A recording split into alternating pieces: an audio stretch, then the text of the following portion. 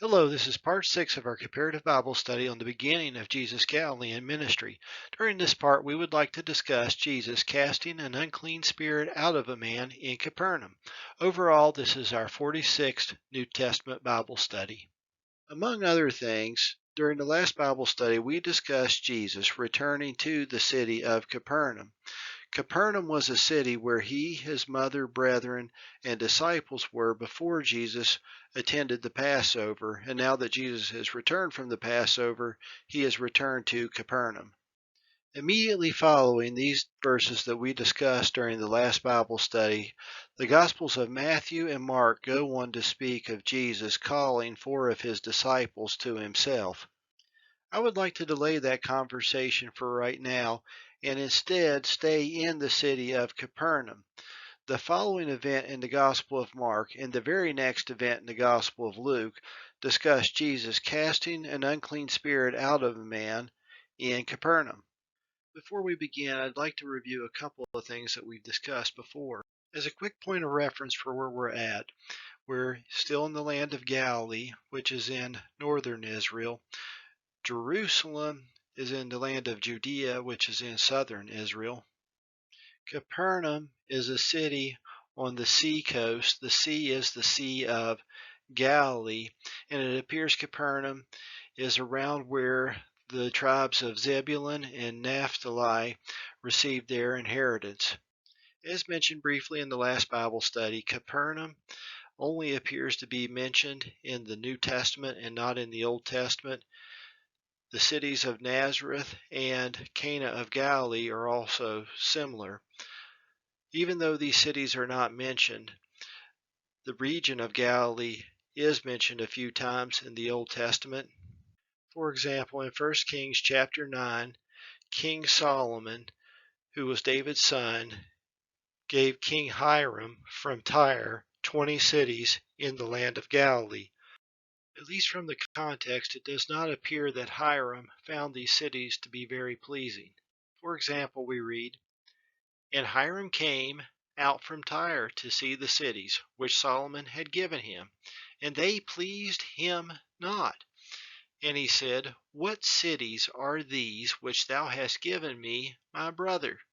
So at least from this passage, way back during the time of King Solomon, Galilee, at least these 20 cities, which are unnamed here, do not appear to be a very pleasing place, at least to Hiram.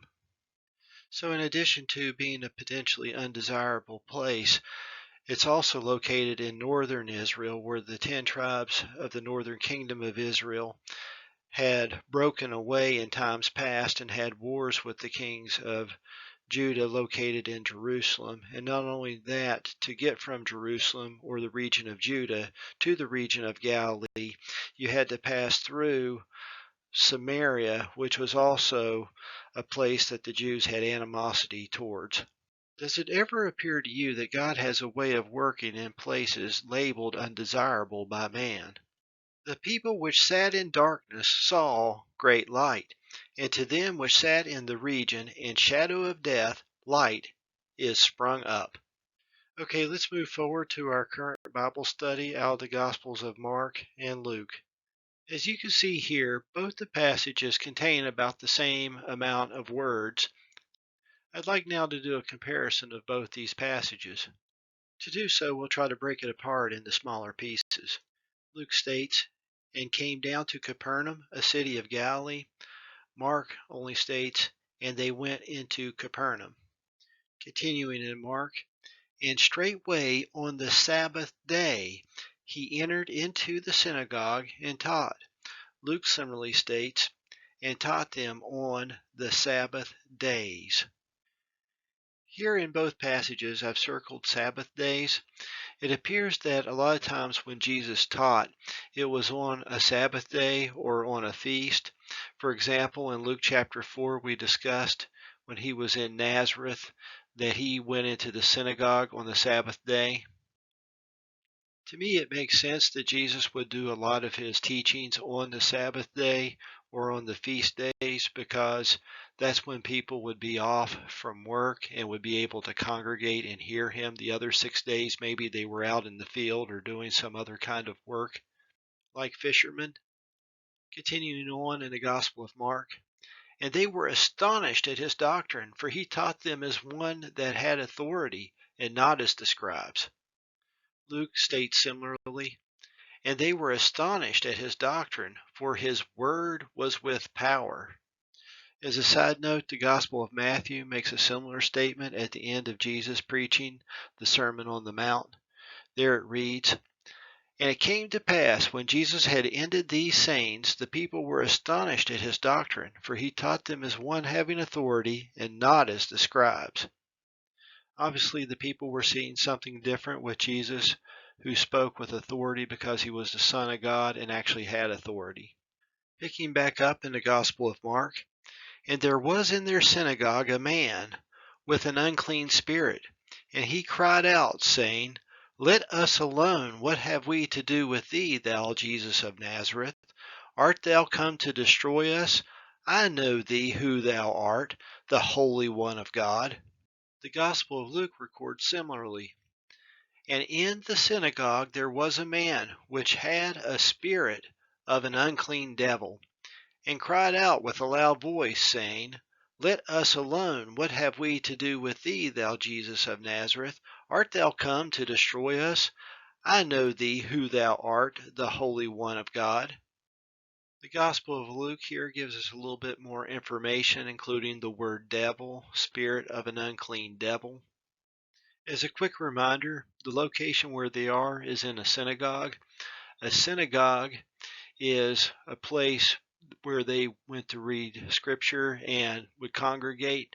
There were several synagogues all around. For example, we've talked previously that Jesus went to the synagogue in Nazareth. There was only one temple. The temple was in Jerusalem. The temple is where the high priest was, and that's where they could do sacrifices, and it was a very, very special place, the temple in Jerusalem, but there's only one of them. These other places are synagogues. Let's move on to Jesus' response in Mark chapter 1. And Jesus rebuked him, saying, Hold thy peace, and come out of him. And when the unclean spirit had torn him, and cried with a loud voice, he came out of him. Similar to the Gospel of Mark, the Gospel of Luke states, And Jesus rebuked him, saying, Hold thy peace, and come out of him. And when the devil had thrown him in the midst, he came out of him, and hurt him not. So comparing these two passages, the Gospel of Luke once again uses the word devil, whereas the Gospel of Mark uses unclean spirit. The Gospel of Luke states that the devil had thrown him in the midst, whereas the Gospel of Mark states the unclean spirit had torn him. The Gospel of Mark also adds, and cried with a loud voice.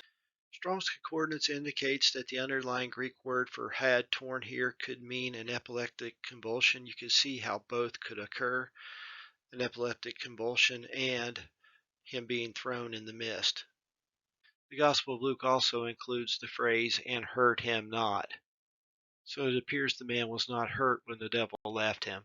Continuing in Mark chapter 1, And they were all amazed, insomuch that they questioned among themselves, saying, What thing is this? What new doctrine is this? For with authority commandeth he even the unclean spirits, and they do obey him. Similarly, the Gospel of Luke states, And they were all amazed, and spake among themselves, saying, What a word is this? For with authority and power he commandeth the unclean spirits, and they come out. So both these passages appear to be very similar. They're both astonished at what happened. Gospel of Mark states that they questioned about this new doctrine. Note also this is the second time that the Gospel of Luke used this word or logos power combination. The Gospel of Mark concludes with, And immediately his fame spread abroad throughout all the region round about Galilee. Likewise, the Gospel of Luke concludes with, And the fame of him went out into every place of the country round about. So you can imagine how news of this amazing thing could spread abroad pretty fast. Thank you so much for your time comparing this event recorded in the Gospels of Mark and Luke. It's a blessing if I get to share anything good. Lord willing, maybe we'll have another Bible study in the future.